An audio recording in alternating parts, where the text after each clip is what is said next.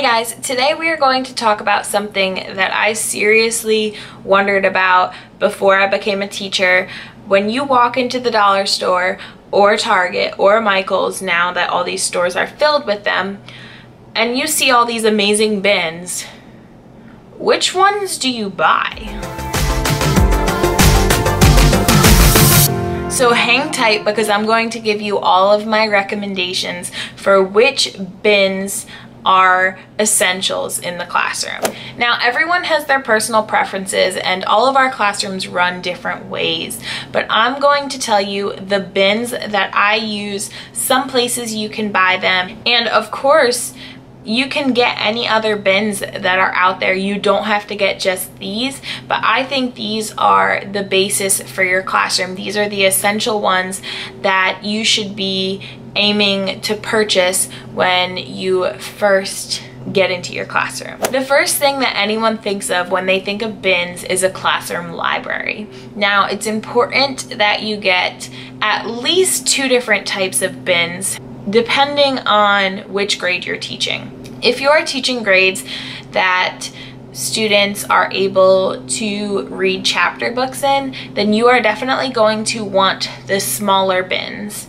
And I will post a picture right here. They come in various colors. You can get them almost at any dollar store, and you can now also get them at the Target Dollar Spot, Michael's, Walmart, Big Lots, basically any store you can think of that sells office supplies. So the smaller size ones are better for your chapter books. They fit right into the box or right into the bin perfectly, so they can sit facing you. You can get the ones with the holes, the ones that are plastic around the whole sides, the ones that are that thinner plastic that's like dry erase that you can write on. They come in all different materials, whatever look you are going for. I personally buy the ones that I just showed with the little white handles on them, but as long as you have some that are that size, then you'll have a place for your chapter books. Now, for your picture books, you're going to be needing the ones that are a little bit larger, like these. I personally bought mine on ReallyGoodStuff.com. When you go to a teacher website, they're going to be a bit more expensive.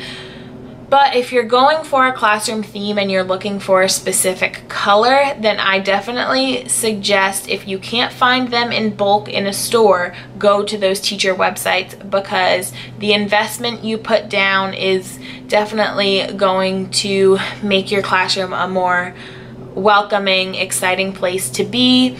And it's going to be worth it because they aren't going to break as easily. They're going to be a better quality. Another type of bin I use for my larger books are the ones that are actually extremely sturdy, and I don't think they're ever going to break. I personally got mine from Hobby Lobby. They look like this, and they're kind of like weaved like a picnic basket would be, but it's just the look of it, and it's really strong, thick plastic. Now, I know Target sells this design as well, so those are the 2 places I've seen these types of bins, and I get the really large ones. It's really cool in a classroom library, if you want to look at mine, to have these variations in bins, so it gives the area more dimension and a lot more is going on. Going along with your library, teachers think book bins for individual students. Now, some schools provide these, so I wouldn't run out and purchase them right away, and I know every teacher uses them for different reasons. If you want to have individual book bins for your students, don't necessarily have to be particular about your colors either. You can spray paint these. You can spray paint any bin that you find. So if you see one and you love the style, I would suggest picking it up. Book bins teachers tend to use for Monday, Tuesday, Wednesday, Thursday, Friday storage behind their desk, like I did last year. However, I'm switching to the drawer option this year.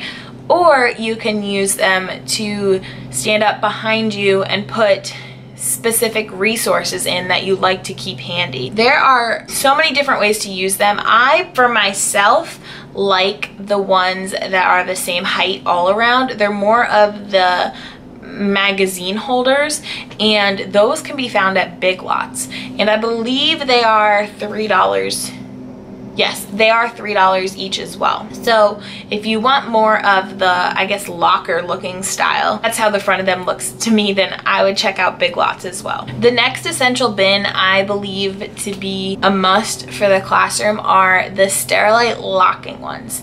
Now I know they have them at Target, and I think they even have them at either like Costco or Sam's in a bigger bundle. So definitely check those places out if you have a membership there. But I get mine again from Big Lots. They tend to be a little bit cheaper there, but they're just the clear storage containers with the lockable sides. Typically they're found with blue or purple sides that just lock the lid into place, and I use these for storage in my cabinets. They come in all different sizes, so I would recommend to buy a variation of sizes and use them and then see what else you need and then go purchase them, so you can see what each different type will hold. Another thing you can use in your cabinets is the stackable ones. You can also put these behind your desk or on a bookshelf. And Bridget Spackman, the Letter Classroom, actually uses these as her storage in her cabinets. She has the white ones that are like the chapter book sized bins, and they don't have a lid, but they stack on each other. So you can easily just take one off to reach in and grab what you need. These are great for student supplies, so you don't have to worry about them opening and closing things all the time. They can just reach into the little basket and grab what they need, but they still stack really nicely on each other and save some space. Another thing with stackable containers is, as you can see behind me, these are from the Dollar Tree. I use the stackable paper trays.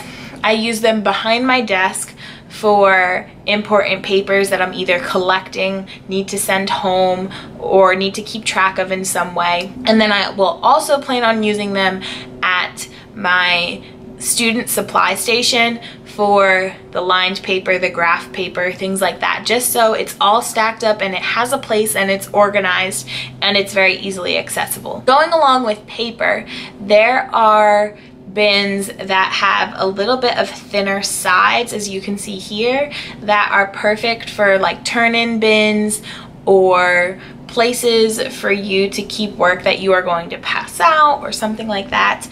They are basically like paper trays, and obviously that's just a no-brainer in the classroom. These last three bins aren't necessary, but I know they are definitely the things I look for when I go to a place like the Dollar Tree, and they are the bins I use to hold different types of manipulatives. Now the first one are the pencil trays, and obviously that's not necessarily a manipulative, but they are just the thinner baskets, the long thin baskets that not only are they good for pencils, but if you're passing out some type of manipulative, you can have them, or you can use them as a little storage place for your guided reading groups, just different materials each student needs, because they usually come in a pack of 2 or 3, so you can put in the materials that each student needs and pass it out easy that way. They're just little bins that you can use for those times. Now my last two are dice containers and card containers.